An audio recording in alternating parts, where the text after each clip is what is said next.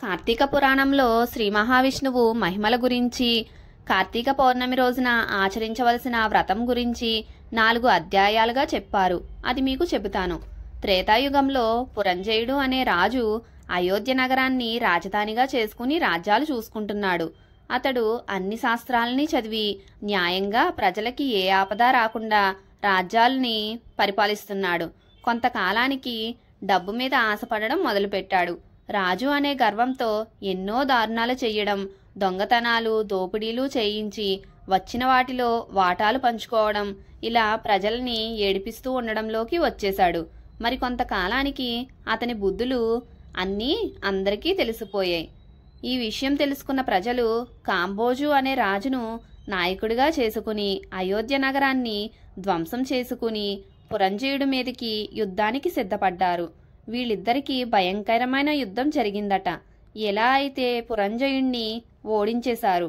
దానితో అతను రహస్యంగా శత్రువులకు కనిపించకుండా తన ఇంటికి వెళ్ళాడట.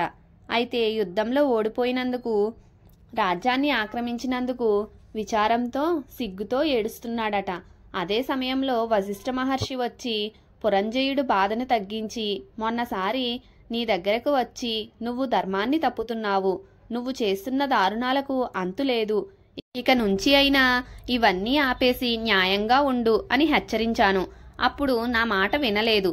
నువ్వు దేవుడిని పూజించకుండా అన్యాయం చేయటం వల్ల ఈరోజు యుద్ధంలో ఓడిపోయి రాజ్యాన్ని శత్రువులకిచ్చావు. ఇప్పటికైనా నా మాట విని నువ్వు యుద్ధంలో గెలవాలి అన్నా, నీ రాజ్యము నీకు రావాలన్నా నేను చెప్పినట్టు చెయ్యి. ఇది కార్తీక మాసం.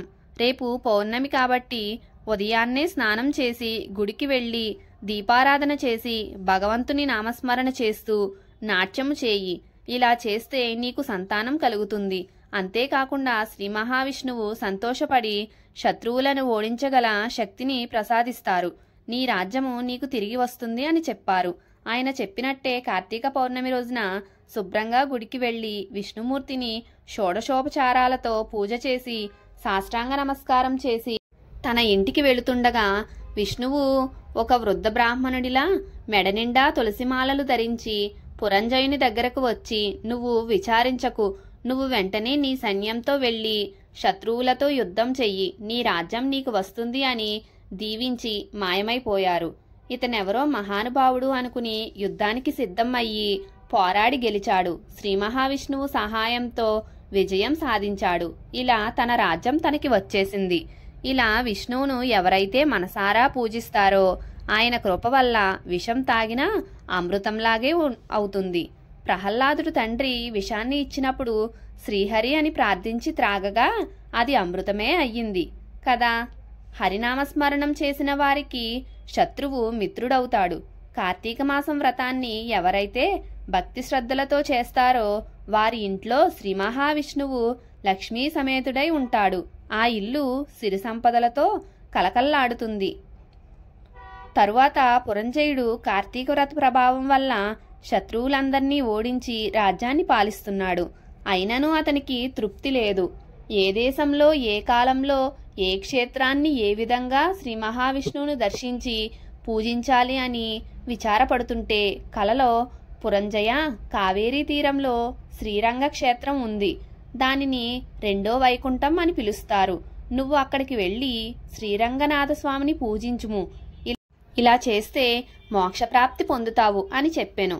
రాజ్యాన్ని మంత్రులకు అప్పగించి అందరూ కూడా బయలుదేరి మధ్యలో ఉన్న పుణ్యక్షేత్రాలను దర్శించి పుణ్యనదులలో స్నానాలు చేస్తూ శ్రీరంగం చేరుకున్నారు.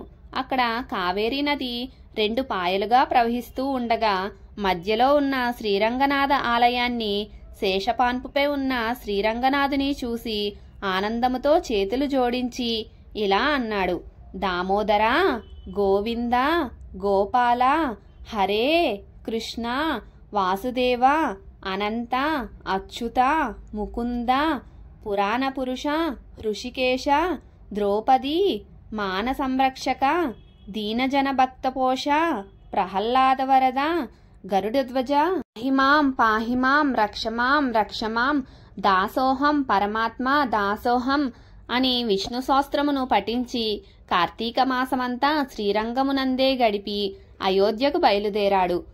పురంజయుడు శ్రీరంగనాథ స్వామి సమక్షంలో కార్తీక మాసంలో చేసిన వ్రతాల మహిమ వల్ల అతని రాజ్యంలో ప్రజలు అందరూ సిరి సంపదలతో, పాడి పంటలతో, ధనధాన్యాలతో, ఆయురారోగ్యాలతో ఉన్నారు. ఈ కథ కార్తీక మాసంలో కార్తీక పౌర్ణమి వ్రత మహిమ మరియు శ్రీ మహావిష్ణువు మహిమల గురించి 4 అధ్యాయాలుగా చెప్పబడింది.